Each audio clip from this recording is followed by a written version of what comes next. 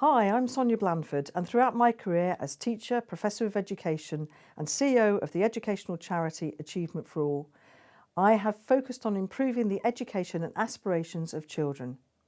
I'm also a parent of 2 teenage daughters. We have to ask ourselves a question as a parent or a carer. How can we encourage learning at home?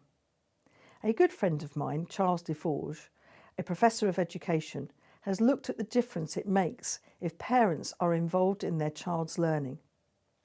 His research shows that a parent has a greater impact on a 7-year-old child's learning than school does. As a parent, reading to our child has a significant impact.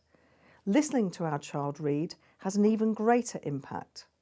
And supporting our child as they learn to read has an even greater impact still. So what are the most important things we can do at home?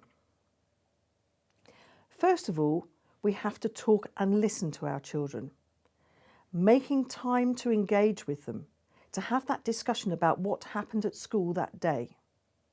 Coaxing more out of them, and not just accepting a simple, "it was fine," as an answer. We need to have fun, not just with reading and literacy, but also with maths. We also have to get involved with homework, not doing it for them, but encouraging homework in lots of different ways. Sit with your child and work alongside them. Provide a reason to work through praise and light rewards. Do homework in short bursts, as concentration can be in short supply. Create a balance with screens, using a mixture of printed books and online practice activities. Encourage them to find their own answers on trusted websites. Take learning off the page with museum visits or homemade nature trails. Encouraging our children to do things outside of school, scouts, cubs, brownies, guides, sports activities and so on.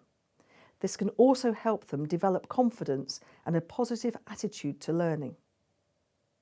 There is a lot of emphasis at the moment on breaking down learning, but as a parent, how do we do that? Let's think about it as we might think about cooking together. If we brought all the ingredients together, with everything laid out on the table, we can easily see what it takes to make a great cake. It may not be too successful in the first attempt, and the same applies whether it's a cake or reading, writing, running, or playing a musical instrument. And that doesn't matter. What we are going for is building up step by step, where the child can see and be excited by there's something good at the end of that. And of course, when you are baking a cake and putting things together, there is nothing more enjoyable than seeing and eating that cake at the end. We have to think of the environment we set for our children to learn in.